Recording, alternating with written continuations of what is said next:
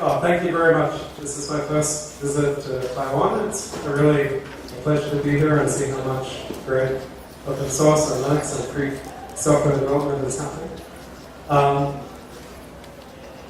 So they proposed the talk title for me of software design in a virtual environment, and I thought about what this meant. I thought maybe a virtual environment was something like this, but on reflection, probably no.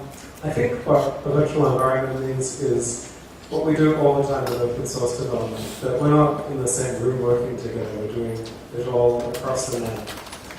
You might do some of your best work of your career in an open source project, you might make money from it, you might build a product that people really like, and you might do all of this without meeting all of your co-developers face-to-face in the usual way. So if you think about this, all of your interactions with the project and your collaborators are mediated by the software that you use, whether that's a version control system or Redmine, like we saw previously, or lists, email, whatever it is. The software that you use shapes the experience, and that shapes the product that comes out, and the experience you have with the product shapes your own evolution as a developer. So, so I wanted to have a look today at three different particular phases of the software design and development process. Internationalization, which seems relevant here, bugs, and code contributions. Of course, there are many other things. I'd like to present for each of them a few thoughts on what I've learned about these topics from doing open source development for a while, and also a few thoughts on how we do them canonical and how that meshes in with what we're trying to build in Launchpad and in Bazaar. So for a bit of background, as Miriam was kind enough to say, I've been doing open source development probably for 15 years, something like that now. Some moderately successful projects with CC Async and so on that I've written or been involved with. The two things I'm working on at the moment, both also open source projects, both sponsored and very heavily used by Canonical. Bazaar, a powerful open source version control system for sharing and collaborating on code. And Launchpad, which is a website for looking after project hosting, for storing your code, for doing bug tracking and user support, code hosting, code review, translations, package builds, and much more. Launchpad for a while was proprietary to Canonical. The source is now entirely open. You can get it and make changes. We hope you'll contribute them back to us, and then we can keep on benefiting everyone else who's using Launchpad, either for work on Ubuntu or some of the distribution or their own project. One thing that's a bit different in what we're trying to do with Launchpad compared to a system like, say, Track or Redmine is that we're very focused on integrating a view across different projects. And I'll show you a bit about how in particular later on. So it's more something we see as people coming together to use the same site and aggregate their information than something that people would download and have lots of little fragmented instances of it. So to start with internationalization, I love traveling. I've been lucky enough to go to some very interesting places in this recent job, Taiwan high up on the list. When I thought back on this topic of internationalization, I thought of this little program that I wrote years and years ago now on what these days looks like a very primitive and basic PDA, or handheld computer, the Palm 3 here. The program was simple but useful. It let you store secret information on the Palm Pilot, and it would encrypt it and put low passwords, so you can have your passwords for all different machines in there safely. I wrote this and put it up on the web, and quite soon people started sending me translations of the user interface elements, and it into French or Norwegian or all kinds of different languages, I think 20 altogether. And maybe this is common to you, but for a person growing up in an English-speaking country, it's actually very it's a very cool and very special experience to see your program that you wrote speaks a language that you don't speak yourself. And it's also very cool that people can use open source and can use these programs in the language that they feel most comfortable in. Our vision for Ubuntu is to bring free software to everyone, to people who maybe don't even know about it yet. And part of that has to be reaching out to people who want the software language other than English, who want to support and the whole picture in the language that best suits them. So we work a lot on both community building and technical tool building that will help us reach them. And our vision for internationalization is that to help translate software, all you need to know is English and one other language. You don't need to be a programmer. You don't need to be very technical. And there's a lot of different software packages and programs that go into making a full distribution. We want to try and get synergy between them so that people who are, if a team, you might have a small software package that is useful, but perhaps just has to be developers. They might not develop a real culture of internationalization themselves, but if we can join more projects together and build up a common momentum, that may get us better results. And to grow networks and teams around people who are interested in producing a really good Filipino version of Ubuntu or Baltic version of Ubuntu. So, what does this mean specifically? If you go into Launchpad,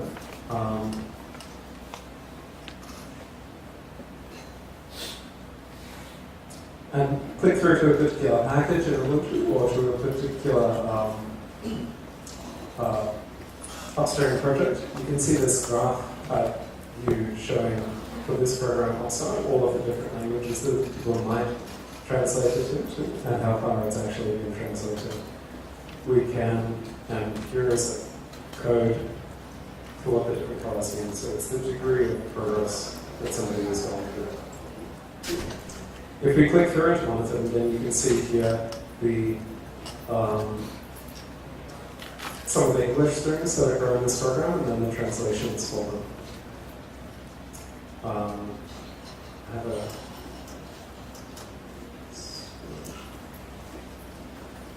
this is maybe a more interesting translation. So somebody who's comfortable using a web browser and knows this language and can read the English things and translate them can go through step by step, typing what they think should be the right translation for it. You can see down here that we have a suggested translation for this string. And it's actually, I didn't know this, but it turns out it's actually quite a good example, if I understand correctly, because this is the right translation, but it's in simplified Chinese, not in traditional Chinese. Is that right? So, what's happened with this string is Launchpad is trying to save people time in doing translations of programs. So if it sees a string that's similar in a different context, or if it sees a string that it is in a language that it knows is somewhat similar, it will put that up, and that may give people a bit of a clue and may help them translate more quickly. The other thing you can see here is this control, where we build up a bit of a social effect that you might get people who are very enthusiastic about translating, but they're quite new to it, they don't know the conventions, and this lets us have a team of people who are experts on this particular language or this project, and they build up guidelines that can give feedback to people and go along with this. So if you'd like to try this, you can just go to launchpad.net, register an account for yourself, tell it what languages you speak, and then pretty much click in and it will start suggesting things that you can translate. If you have your own project, then you can do some more advanced things like be part of the team that's focusing on translation to a particular language or translation of a particular set of programs, setting up guidelines to make sure all of the translations are consistent, or you can enable translation on your upstream project. If you've done the work as far as installing get text and so on to make it possible to translate, then Launchpad can pretty much automate the process of getting people sending translations for you. If it's in a ZAR branch or if it's in CBS version or Git, we will pull those strings out automatically and put them up on the website for people to get started with.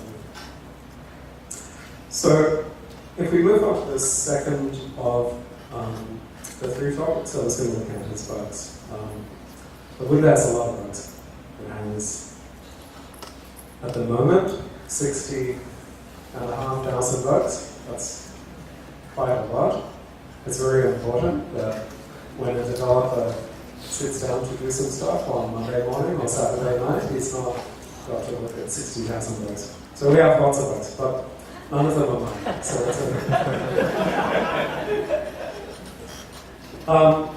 and why do we have so many bugs? It's not that Linux is really buggy, you know it's a good system. It's that we're very open to feedback from users. I've reported hundreds or thousands of bugs in Linux. I don't think I've ever reported a bug to Microsoft because it's like talking, I'm sure they care, but it's a bit like talking to a wall. You won't really know if they fix your bug. They might say thanks, but you won't really know. They can say much more stuff to us and they can see what happens. We can build up the virtuous cycle. But this makes it harder too. There's a flood of bugs. 400,000 bugs are coming through Launchpad in the 4 or 5 years since we've been using it. It's hard with that many bugs to know what to do next. It's because of the way Linux systems are built from combining software from all different sources. We get a lot of fragmentation and noise. If somebody's excited about Ubuntu, they want to be part of it. It's taking me hard for them to know how to help and how to help in the right way. And it's also important that once we fix something, we get it out to the users.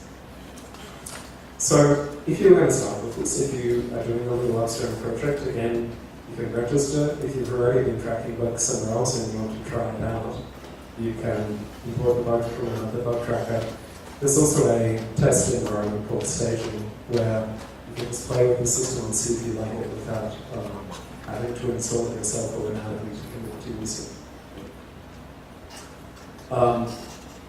Worth also mentioning that basically everything in the Launchpad database is exposed over a web services API. So you can write scripts that look at all of the open bugs and make some adjustments to them. And Ubuntu in particular has written a lot of these things that help them automate their particular processes. One of those scripts is a program called Apport, which is up on Launchpad, launchpad.net/Apport. This is a automatic bug reporting and feedback tool. So you might have seen if you're running Ubuntu, if a program crashes when you're running a beta, you'll get a little explosion icon that says, or you'll get a little dialog coming up saying, you know, the program Firefox crashed. Do you want to report this? That's the code behind that is Apport. And this is installed in Ubuntu and active during testing phases of the distribution, but you can also use it upstream. It automates a lot of the work about getting good bug report data from users so that people who want to test your code can be more effectively engaged with giving this back. It lets you capture the technical data that you need to know what is causing this problem without needing to explain to every user how to go about debugging stuff. Another aspect of helping people out with it is that we make a separation here between bugs as such, like bugs that need to be changed in the program source code, and things that the user is having a problem with that may or may not turn out to be a bug and may or may not turn out to be a new bug. And this is what we call Launchpad answers. And this is this has been very popular. So it's under this answers tab over here. And you can see here people are asking questions. There's a nice facility by which you can say, okay, this is actually a bug and convert it across, or in the other direction, somebody's asking if somebody thinks they've seen a bug, but it's actually just they don't understand and can flip it back the other way.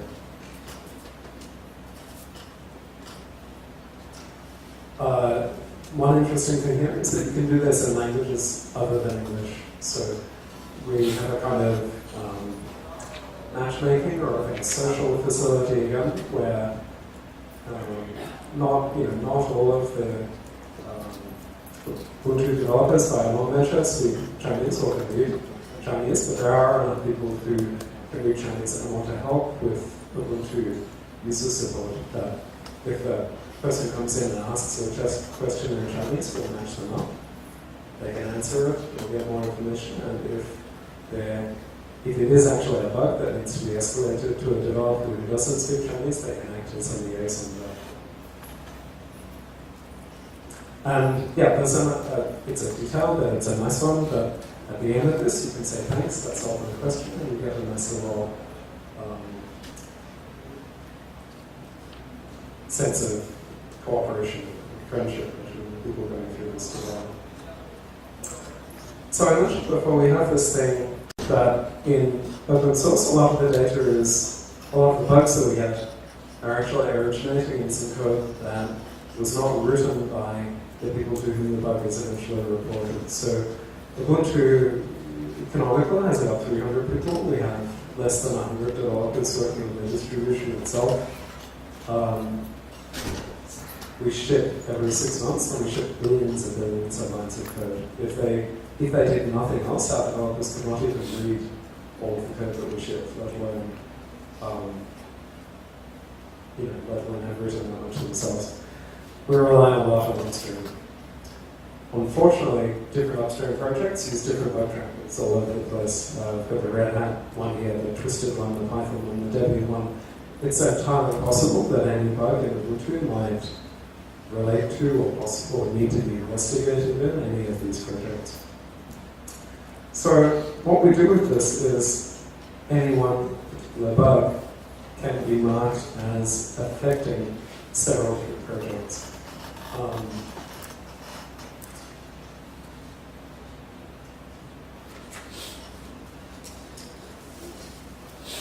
You can do this if you're looking at a bug. So here's the bizarre bugs page.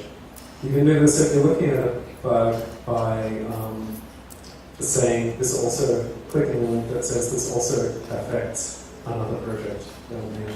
You can see that they have, you can see they can have different states. You can track the fact that it needs to be fixed in different places. You can also use this to say, this bug is very serious, so we need to go back and make a fix in a previous release of the distribution to fix it and draw it here or whatever.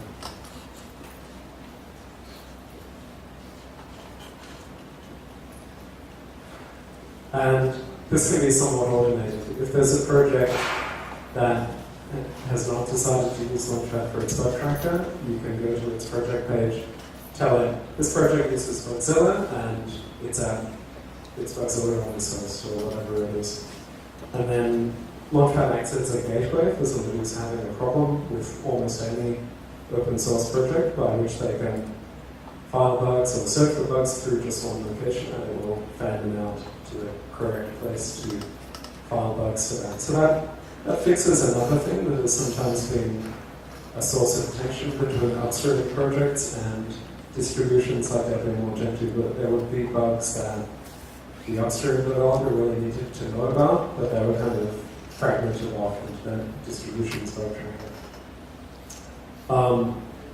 So Launchpad is all open source, but we also have a few particular open interfaces here that help you make this. There are plugins that you can install into Bugzilla or Track or other bug trackers that will help them sync more effectively with Launchpad. So if somebody changes the status of a bug in the upstream bug tracker, Launchpad will see that, or vice versa.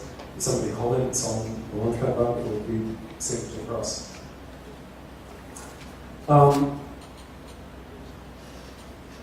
So prioritization of bugs. With all these bugs, what do you do next? I want to pass on some thoughts from the Ubuntu Developer Summit in Barcelona recently, where Martin Pitt, who is one of the leading developers there, essentially said you need to be realistic about the fact that not all of these bugs will be fixed. Many of them just won't be fixed at all. Many of them won't be fixed in the foreseeable future until somebody comes along who really cares about that one. And it follows from this that if you're going to do something, then do it properly. Do it really hard, get it done, get it over with, and get it out to the users. And if you're not going to do it, don't waste time kind of half doing it. Just leave it alone as much as you can. But I might be wrong, or a bug might turn out to be different to what you think. So what do we do with this? We have one bug priority field. We don't have importance and priority or something like that. It's critical, or it's high, or it's low, or it's wishlist, or whatever. We try to mostly get developers to focus on just going down through that. So then Martin gets through a lot of bugs. He says he's a work order, he said he does the critical ones first. Then he tries to finish off bugs that have already been started, then he makes it on this. And this is a guideline, it's not handcuffs you can have. Obviously developers can say, this bug isn't really important, but it really bothers me, it's going to do it. It's important to deal with unimportant bugs quickly to get them out of the way so that you're not always looking at them. So triage them, get them down to wishlist or whatever it is. But to avoid them getting away by finding duplicates. So we have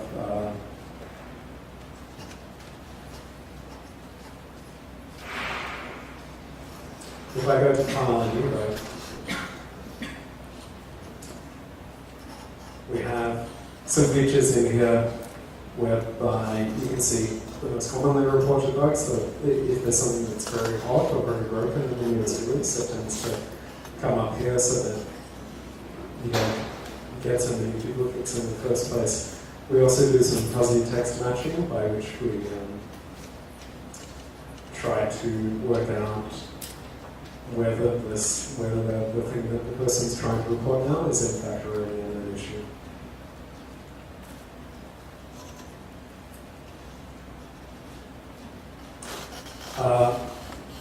And that, if it turns out that lots of people say this bug affects me, or lots of people hit and report the same bug, then that's an instance of a thing that may cause us to push a bug up from being low to being medium or high. 5 minutes, sorry. And then after I think it's very essential to dealing with a large flow of bugs effectively, which is that work that's not got out to a user is waste. It's you've paid for it, you're doing the work for it, but you haven't got the benefit of people knowing that it's done. So you need to get it out. If it's in Ubuntu, it needs to get to Debian or upstream, and it needs to get packaged and shipped out to users. One thing we do towards that is what's called Ubuntu Personal Package Archives. So rather than it not being visible to users until it gets into the main distribution, anyone can create an apt archive, which is very easy to install from, put it up on Launchpad. Users can test that. You'll commonly see on a bug that somebody says, hey, I think this is fixed in my PPA, why don't you check it out? Coming soon, they'll only need to commit a fix and there's an outbreak, say it's linked to that bug, and then it will automatically flow out from there. We tend to see people using this for tapping the bug fixes, for backporting the features when you release, or for mining builds. So if you're interested in Google's Chrome browser, there's a PPA which will automatically, very easily, if you're a Ubuntu machine, the current build of that every day. I'll skip over the details, but I will say that if you go to help.launchpad.net, you can find a good guide to how to use this or any of the other features. So going on to code. My key idea here is don't ask for help if you're not going to use the help that people try and do.